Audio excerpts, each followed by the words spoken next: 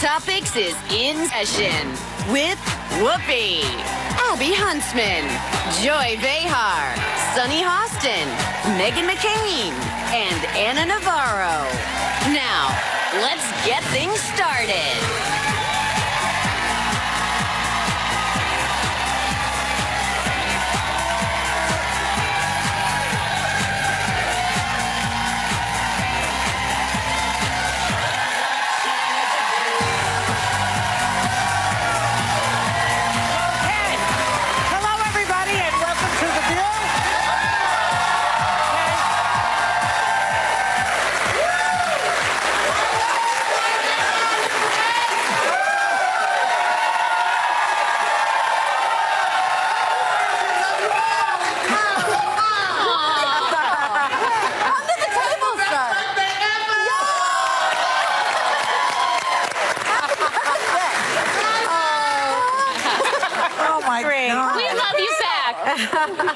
Oh, wonderful. How old are you today? I am 27 years old. Oh, happy birthday. He's just high on life, the guy. I know. My goodness. That's so Okay. Come back every day. So, you know, everybody's in a good mood, but I have to start with a sad thing, and then we'll move on, because there was a terrible thing that happened in New Zealand. Maybe you read about it. And our hearts are just broken over the act of terror that claimed 49 lives in 2 New Zealand mosques. 3 people are in custody right now, and keep watching ABC News as this story unfolds. It's just awful. It's scary. The whole world is a little scary right now, isn't it? Yeah. Okay, so now you can get back to being happy again. I mean, we're sad for them, but what are we going to do? It's terrible. Oh, here's politics. Most Republican senators stood by as Trump's Muslim ban took place, his gutting of environmental law and immigration policies that separated families at the border, put kids in cages. But it looks like there finally could be some turning. 12 GOP senators aligned with Democrats. Imagine that. To reject his emergency declaration for the border wall, Trump made it clear what he plans to do about it, tweeting, "Veto." Does he think that's a person from Italy, or does he veto? I think he was trying to say Beto. with the hand motion. The alphabet right. So now what happens? He vetoes that, and now they have to have 2/3 to overthrow it, right? Override the veto in the whole Congress, right? Well, right, in both houses, and they're probably not going to get there. The likelihood that they get there is very slim. This is being challenged in court, so we're probably going to see court action as it goes through the courts. You can explain that more. But look, to me, these 12 senators, I know a lot of them, were not aligning with Democrats. They were aligning with their principles and their convictions and their spines for once. Yeah. You know, they were remembering that this is not about being a rubber stamp for a president because he happens to be of your party, but rather being and behaving as an independent, co-equal branch of government. He is usurping the power of the legislative. Yeah. He is setting a bad precedent. Well, the Congress is responsible for the purse strings. That's in the Constitution. Exactly. Right. So they are basically giving up. I mean, people who are constitutional strict on Constitution, like Ben Sasse and Ted Cruz, are both saying, forget the Constitution, I'm sticking with this president. Why? They're up for re-election. This highlights to me the worst part of politics. I think this represents the worst of the worst, because you're putting your election and your party before what you feel is best for this country. Tom Tillis is a perfect example of that in North Carolina. He wrote an op-ed just a few weeks ago saying that against this, saying that it was intellectually dishonest. Yeah. And then just fast forward to yesterday, he voted against it because he's up for re-election. Wow. So there are over 20, I believe, Republicans up for re-election in 2020.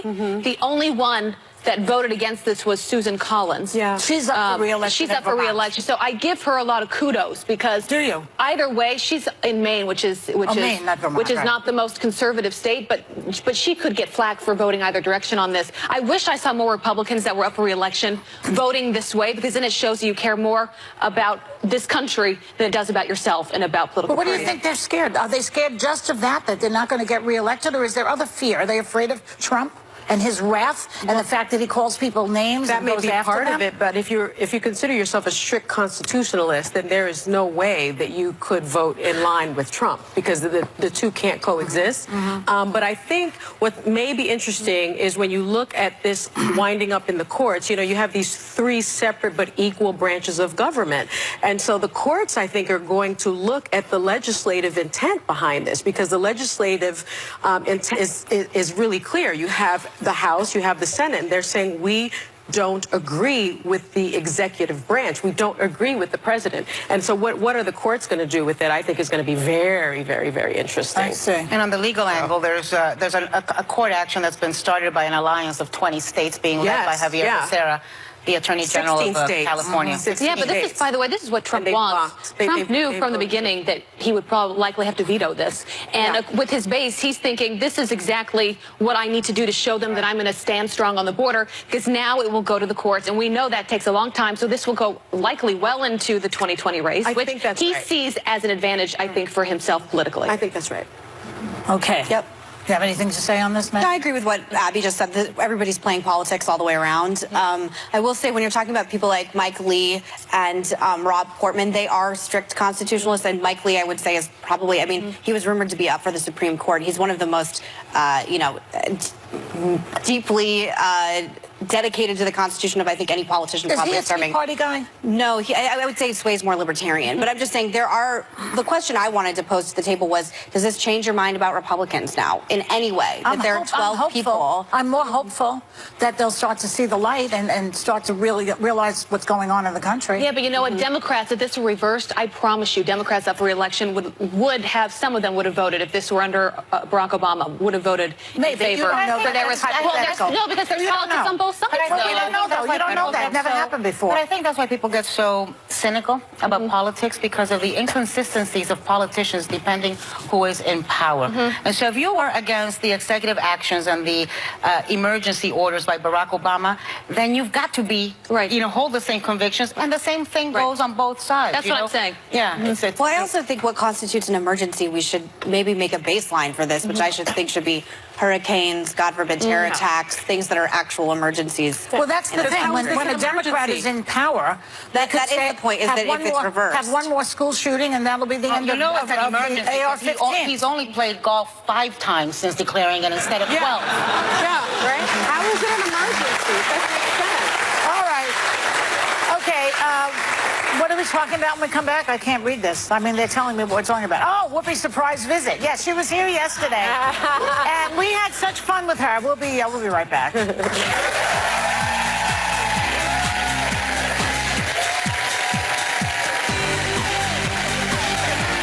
Whoopi is still on the mend. We're hoping she'll be back here maybe next week. We'll see. Hurry back, Whoopi, and get well.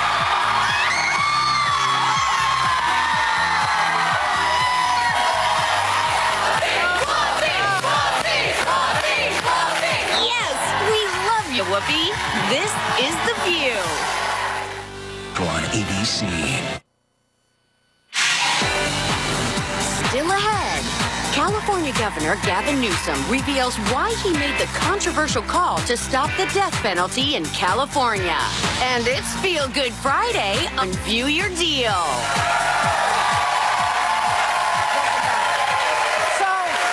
So I think that I have a little bit of bad feelings about how I set up and talked about that New Zealand tragedy. I think I sounded as though I was just like flippant about it, and I'm not. I'm very upset about it. It's just that in this job, it's hard to make these transitions. So if I came across a little brittle, it's only because, you guys are happy and a sad, terrible thing has happened. I really feel bad about it. And you came in this morning irate about I was what happened. horrified by it, and it's a white supremacist doing it again, and I worry about it in this country. And look, and the whole thing is terrible, but when you're sitting in this chair, you have to make that transition to something fun, and it's not easy to do. So, particularly on a Friday when all of you guys are so incredibly and this guy's having a birthday. happy, and he's I know. It's not easy. Well, and I was upset this morning when we were talking because I dropped my son off on a service trip, an international service trip, and when we were driving to the airport, I was hearing about this, and so I came in visibly distressed because I can't believe that this is going on yet again, this bigotry and this hate and these shootings all over our world. Yeah, it's just a poignant reminder that we've got to condemn bigotry wherever it raises its ugly head, because there is no creed, there is no nationality, there's no race that is immune from acts of terror. Especially New Zealand, when you think about a place that's not on the top of your list of this to happen, and it does. And to your point, it makes you realize every day you got to wake up, you got to be grateful for life. You know, we had Whoopi here yesterday. Another reminder of just Megan reminds us all the time on the show. You know, don't take it for granted. But we also we're in this together. Whether you're in New Zealand, whether you're in any part of this world, we care for you. And it doesn't mean that you don't have a heart, you don't care. Based on I do agree that bigotry has to be called out whenever you see it, however you see it. Agree. New Zealand in particular, guns are banned in New Zealand. So there's obviously conversations to be had regarding that as well. Yes, and it was obviously smuggled in or caught on the black market. But I will say that I think it's easy sometimes to come in, and I agree with you, Joy. It's hard. There's a wonderful audience in front of us. 2 gentlemen from Prescott, Arizona sitting right in the front. We want to have a good time, and it's hard to make the transition, so I completely understand what happened. Just the other thing is that there were, in mosques, a place of religious worship, and I think that also should be the safest place where you're worshiping. I worry about the hatred, because a friend of mine said when you're consumed with hatred, you lose your conscience. Yeah. You know? Yeah. I would agree with that. Somebody that goes into a Tree of Life synagogue in Philadelphia or a mosque in New Zealand church in are full of hatred, but are also insane. Okay, well, so we mentioned that yesterday. Shall I do it now? Whoopi, we had this backstage footage to show you. So she proved she still knows how to make an entrance, the girl, okay? She came in, she knocked us out of our seats. Whoopi Goldberg appears from her bed, and we were just we were shocked by her. We did not know that she was coming on the show. I was running like Ronald Reagan just walked in the door. Running toward her. I was like, Whoopi! I actually haven't moved that fast my entire pregnancy. I was worried you were going to labor. But you know what? If there's one person that can make you feel that way, it's Whoopi Goldberg. She provides such a joy, and you guys all know this at this table, and she's been so missed, and only she could surprise us in that fashion. I thought that particular part was so touching for all of us, because this is an entire team that you don't see behind the scenes in the control room, and everybody loves Whoopi, and everybody was emotional, crying. I mean, I have to say, Whoopi is one of the most generous people I have ever met. She's like my aunts that I grew up with. You say to her, I like that bracelet. Here I know. They hand it to you. She's like, Joy, she gave me a toilet seat today. Really? Yes. You see what I mean? Because I went to her house, and this woman has got toilets. I mean, these toilets, those toilets are warm up. She gave me a toilet seat. They're heated toilet seats. She actually has given me shoes, my children's shoes. She has this fabulous shoe. Toilet seat? They'll always have a place. I haven't got a toilet seat from her, but I think for me, I gotta see if it's got a monogram. What was so incredible was the last time I saw her, she was really not doing well, and to see her walk in like that, it brought me to tears. She's doing much better. She's doing great. We love you. We're rooting for you. We'll be right back. She was once the youngest self-made female billionaire. If she had made this work, she would have been the next Steve Jobs. But was it all based on a big lie? Elizabeth Holmes, charged with massive fraud, her company Theranos. She was ethically corrupt. Her denials of any wrongdoing. This is the testimony of Elizabeth Holmes. And I would be one of your bridesmaids. Yeah, but you would say, I'm not going to have you part of this time. Well, I feel as though the dress is not going to fit you. You're not going to fit. It's like good luck. It's probably good luck. It's good luck to upstage the bride? No, to have a pregnant person in your wedding? I'd make you look good. Luck. That's good luck. From what century is that? I know. It's so cute. I'm also not going to make it about me, like a photo shoot for my baby. There's a difference in just standing there. Out, with like a Beyonce. Remember when she had that flowing thing? She was pregnant with the twins. I could do that, but I would never do that to you, Joy. I would let you own the moment. I would never do that to you, Joy. I would let you own it. I don't know. Abby couldn't come to my wedding because she was pregnant. Yeah, I got delivered married a few days later. Right when she was giving birth. You know what the bride should do? She should show up when you were invited. I know. I was. And I didn't do bridesmaids, so. I thought about you, too. I was like, I don't want to, But no, I actually delivered 3 days after we got married. But what she should do, the bride, is show up when she's giving birth in her wedding gown. Go to the hospital like a bride. sounds How? awful. I know. I'm not doing that, Abby. No. That sounds awful. Anna, you want to talk about your girlfriend, Gloria? Yes. So Gloria and Emilio Estefan, a couple of nights ago, got the Gershwin Prize for Popular Music. It's the first time a married couple gets it. It's the first time Latinos get it. I'm so proud of them. They are really what makes America great. They do so much for this community. They do so much for Miami, and they do so much for the world. So, felicidades, Gloria and Emilio. Oh, that is wonderful. Beautiful. And they are a lovely, lovely couple. Okay. I hung out with them so much. Did you have any pregnant bridesmaids, Anna? I'm old. All my best friends have shriveled ovaries just like me. we couldn't. I thought they were going to show the picture of the mother who came all pizzazzed up. It's like the mother of the bride. Do you have that picture handy? Where's that picture of the mother? Gee, look at this. No, that's Gloria Estefan. The bride. This is the mother of the bride suggested outfit. Joy, that's the mother of the bride. Of the bride is Wednesday Addams. That would upstage a bride. The Addams family. Morticia.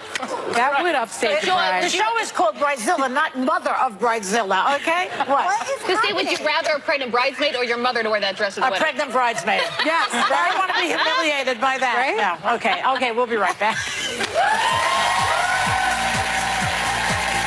Why did California Governor Gavin Newsom put a stop to the death penalty? And did he really say this to President Trump? I just want to tell you, you're a great president, and you're one of the smartest people I've ever met. That's what he said. Find out, because he's live on The View next.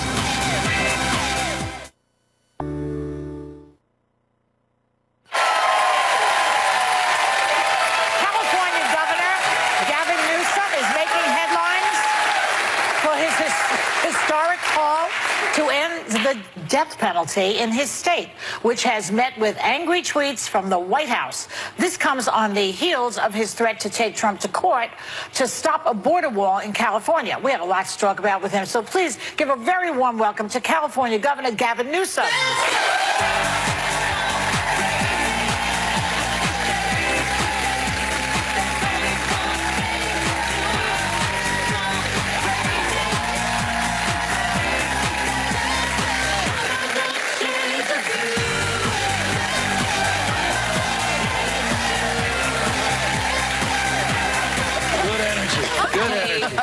How are you?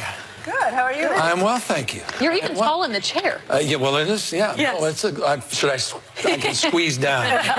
So, Governor, let's talk politics. On Wednesday, you signed an executive order to impose a moratorium on the death penalty in California, essentially suspending it for the duration of your term as governor.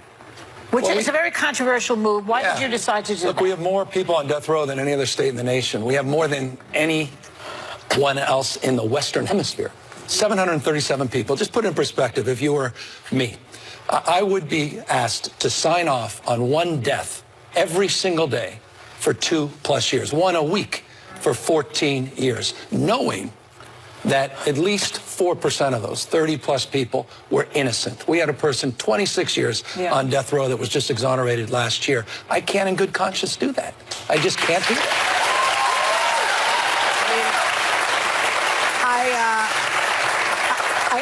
I have to say, as a former prosecutor, I agree with your decision, because I know how flawed the system is. And I believe that one innocent person going to death is just not worth it. Yeah. That being said, 53% of Californians voted against abolishing the death penalty in 2016. And in fact, they also voted to speed up the process. Yeah. So what do you say to the people of your state who feel that your executive order is basically going against the will of the people? The will of the people also allows for the governor to reprieve, to allow for a moratorium. I'm afforded, pursuant to the Constitution, the ability to make this determination, to make this decision. Look, I don't do this lightly. I don't do it flippantly. I have deep respect and admiration for people who have a different point of view. But at the end of the day, when I'm sitting there talking to my kids, I have 4 young kids, and my daughter says to me, "You teach us not to kill." And yet, here I am, in a premeditated way, killing other people on behalf of the state. I just can't do that. What if the DNA proves that the person, a heinous criminal, has committed like child rape or assault. Yeah. I mean, something so horrible, We don't and rape, it matches we in the don't rape DNA. someone that's raped. Why do we kill someone that's killed? Look, the bottom line is we can punish people. I'm not suggesting people that do things that are heinous and outrageous don't deserve to be punished. They absolutely do, but there's other ways to punish people. But what would you say than to put them to death? There's a difference in people just disagreeing with the policy and people that have lost someone they love because of a monster. Yeah. A serial killer, a mass shooter. That's right. I know you've probably had these conversations with family members. Speak to them right now, the parents, someone that said, my baby was now gone because of someone who is a complete monster, and now you're going to let them continue to live. Yeah. What do you say to that parent? I had 12 of those instances in the last week. Nothing more difficult, nothing more painful than to try to put myself in the shoes of someone else. For the grace of God, go any of us to be in that position. Remarkably, though, I met a number of parents that said the following: you don't have the right in my daughter's name to take another life. You will not be doing this for our family. She said, you'll be doing this to our family. We are done with violence. We need to move on. And so good people have different points of view. It's difficult. Another parent said the opposite, said you have responsibility to eradicate evil. But what do you tell the parent, though, that still disagrees? I don't have closure. What do you say to the one that says you have to eradicate evil? I literally said there's nothing I can do to bring your child back. There's nothing I can say to change your point of view. The fact is, though, I'm entrusted to do something much broader than just address one individual case. I've got to address a system that is a race-based system of tremendous injustice for black and brown people. It's just a fact. Look, I mean, you've heard this before, but it's the truth. And it goes deep to the issues that we've been debating and you guys have been talking about here as it relates to what's going on with wealth and privilege as it relates to admissions in colleges. The fact is, you're better off in this country, you've heard this before, of being rich and guilty. You're treated better if you're rich and guilty than if you're poor and innocent in the criminal justice system. It's really true. There's no question about that. And Paul Manafort, all of this. And so, look, we've had 164 people that have been on death row that have been exonerated. 164. Just in the state of California. No, in this country. In the country? In just this country since 1973. The fact is, there are literally hundreds of people on death row right now that are there for crimes they did not commit. And again, it's not an intellectual conversation. I have to sign off on that execution. And in an effort to do that, you have to dig deep. And this becomes a moral issue. It's a very emotional issue. And it's very difficult to be spot on to be able to look at someone, the victim family, that says, I need this for closure and not provide that. This is tough. Can we talk about another issue which disproportionately affects your state, which is immigration? When Donald Trump declared a national emergency over the border, you withdrew the National Guard, the California National Guard, and you said to him, we'll see you in court, which I think it has, in fact, already begun to happen. So what do we do about the border? As a border state, what is the solution, do you think? Well, let me just say this. I pulled the National Guard because I didn't want to be part of this political theater. I pulled the National Guard because we did not have a national emergency. I pulled the National Guard because I wanted to push back against Trump, as we have 47 lawsuits against the Trump administration. Not because we wake up every morning choosing to advance those suits, but because we stand up for our principles and our values. I represent the most diverse state in the world's most diverse democracy. We practice pluralism. We're a universal state, and I want to have the backs of the citizens of my state, and I want to put a human face on this issue. And the human face, for me, are those asylum seekers coming here legally, through the ports of entry, legally coming in with their children, that seek nothing more than the things we take for granted in this country. And I'm not going to step over them on the streets and sidewalks. I'm not going to diminish them by talking down to them or past to them. I want to elevate the human spirit. That's what California represents, and I think that's what America represents at its core. We reject Trump and Trump. You know, you and I agree politically on probably nothing. And instead of, thank you for one person clapping for me. But you know what? When I knew you were coming on, I love your wife, because your wife, she has this incredible documentary called Misrepresentation that came out when I was in my early 20s, and it's actually a documentary that I've told other women in media to watch, because it focuses on when I'm sitting here, we're sitting here, and a woman says something that's aggressive or political, or I ask you a hard political question, it will be covered in a different way than if a man asks you a hard political question. That documentary came out a while ago. I don't think that much has changed.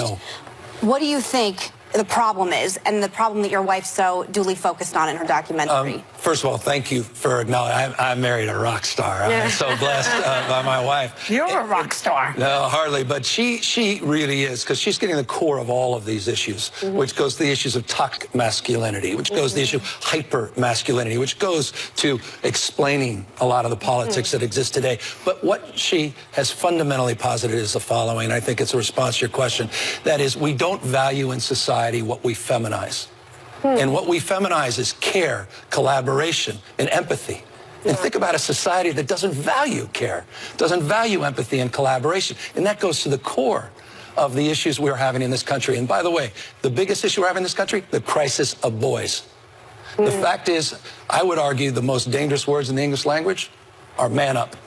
Be a man. Don't be a sissy. Right.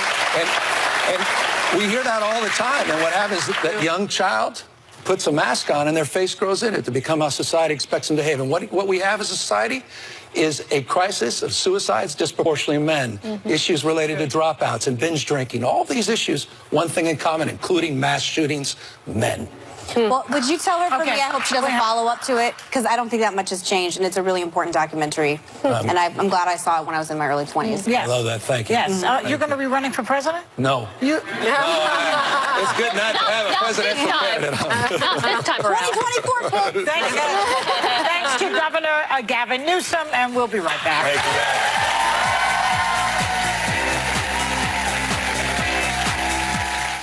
Next week, Marcia Clark brings her view to the Hot Topics table. And fresh off her spectacular buzzed about wedding, Priyanka Chopra Jonas is hanging with the ladies. Then, he was fired by the Trump administration. Now, what will Preet Bharara say when he comes to The View? And Friday, a View exclusive. Her husband did the unthinkable, and then she surprised everyone by standing by his side. Now, actress Maddie Corman speaks out. Get ready for one powerful and dramatic week on The View on ABC.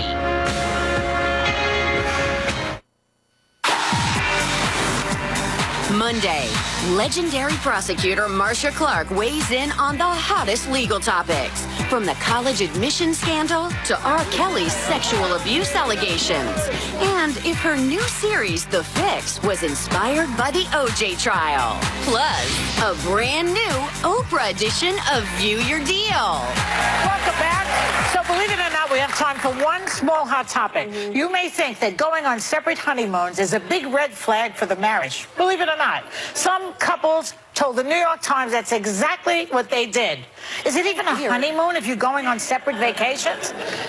Isn't that an oxymoron, separate honeymoons? Is this right after the wedding? Right after the wedding. It's a honeymoon. Good luck. Good luck Why? with that marriage. Yeah. That's very strange. Well, look, I think a lot of people here. Yeah. Did you do this?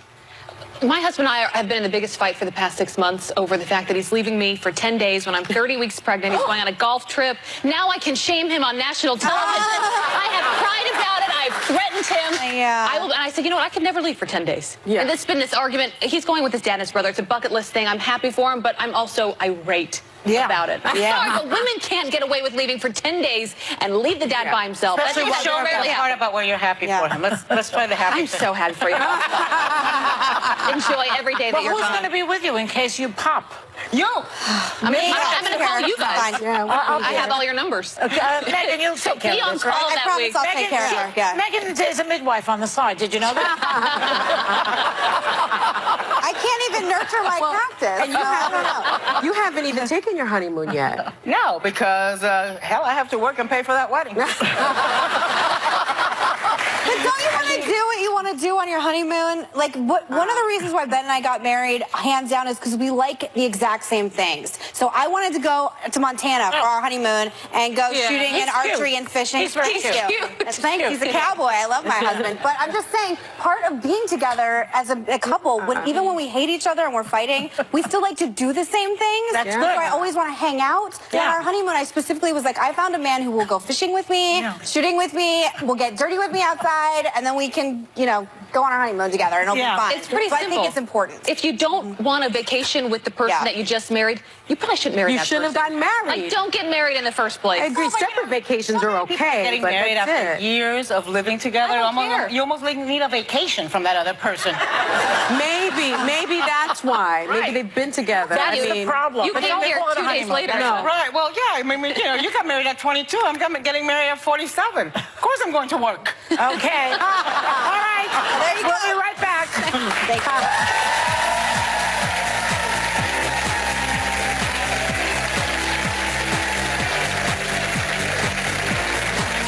Up next, Feel Good Friday, starting your weekend off right. We partnered with vendors for at least half off irresistible products you'll want to use every day.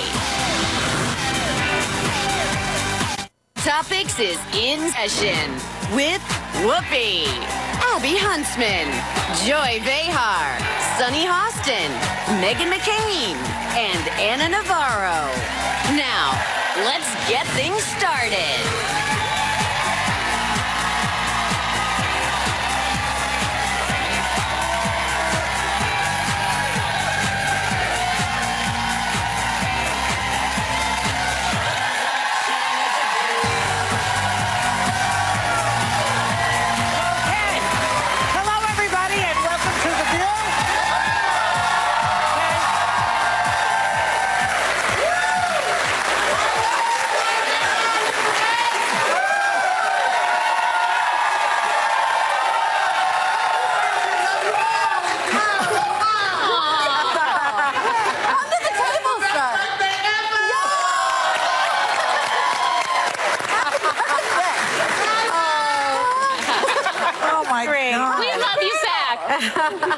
Oh, wonderful. How old are you today? I'm 27 years old. Oh, happy birthday. He's just high on life, the guy. I know. My goodness. That's so That's okay. Come back every day. So, everybody's in a good mood, but I have to start with a sad thing, and then we'll move on, because there was a terrible thing that happened in New Zealand. Maybe you read about it. And our hearts are just broken over the act of terror that claimed 49 lives in 2 New Zealand mosques. 3 people are in custody right now, and keep watching ABC News as this story unfolds. It's just awful. It's scary. The whole world is a little scary right now, isn't bigotry. it? Yeah. Okay, so now you can get back to being happy again. I mean, we're sad for them, but what are we going to do? It's terrible. Here's politics. Most Republican senators stood by as Trump's Muslim ban took place, his gutting of environmental law and immigration policies that separated families at the border, put kids in cages. But it looks like there finally could be some turning. 12 GOP senators aligned with Democrats. Imagine that. To reject his emergency declaration for the border wall, Trump made it clear what he plans to do about it, tweeting, veto. Does he think that's a person from Italy, or does he veto? I think he was trying to say Beto. With the hand emoji. The alphabet right. So now what happens? He vetoes that, and now they have to have 2/3 to overthrow it, right? Override the veto in the whole Congress, right? Well, right, in both houses, and they're probably not going to get there. The likelihood that they get there is very slim. This is being challenged in court, so we're probably going to see court action as it goes through the courts. You can explain that more. But look, to me, these 12 senators, I know a lot of them, were not aligning with Democrats. They were aligning with their principles and their convictions and their spines for once. Yeah. They were remembering that this is not about being a rubber stamp for a president because he happens to be of your party, but rather being and behaving as an independent, co-equal branch of government. He is usurping the power of the legislative. Yeah. He is setting a bad precedent. Well, the Congress is responsible for the purse strings. That's in the Constitution. Exactly. Right. So they are basically giving up. I mean, people who are strict on Constitution, like Ben Sasse and Ted Cruz, are both saying, forget the Constitution, I'm sticking with this president. Why? Well, they're up for re-election. This highlights to me the the worst part of politics. I think this represents the worst because you're putting your election and your party before what you feel is best for this country. Tom Tillis is a perfect example of that in North Carolina. He wrote an op-ed just a few weeks ago saying that against this, saying that it was intellectually dishonest. Yeah. And then just fast forward to yesterday, he voted against it because he's up for re-election. Wow. So there are over 20, I believe, Republicans up for re-election in 2020. The only one that voted against this was Susan Collins. Yeah. She's up for re-election. She's up for re-election. So I give her a lot of kudos because Do you? either way, she's in Maine, which is Maine, not Vermont, right. not the most conservative state, but she could get flack for voting either direction on this. I wish I saw more Republicans that were up for re-election voting this way, because then it shows you care more about this country than it does about yourself and about political But what do you parties. think they're scared? Are they scared just of that they're not going to get reelected, or is there other fear? Are they afraid of Trump and his wrath and the fact that he calls people names That and may goes be after part them? of it, but if you consider yourself a strict constitutionalist, then there is no way that you could vote in line with Trump, because the two can't coexist. But I think what may be interesting is when you look at this winding up in the courts, you know, you have these three separate but equal branches of government. And so the courts, I think, are going to look at the legislative intent behind this, because the legislative intent is really clear. You have the House, you have the Senate, and they're saying we don't agree with the executive branch. We don't agree with the president. And so what are the courts going to do with it, I think is going to be very, very, very interesting. I see. And on the legal angle, there's a court action that's been started by an alliance of 20 states being led by Javier Becerra, the Attorney General of California. Yeah, but this is, by the way, this is what Trump wants. Trump knew from the beginning that he would probably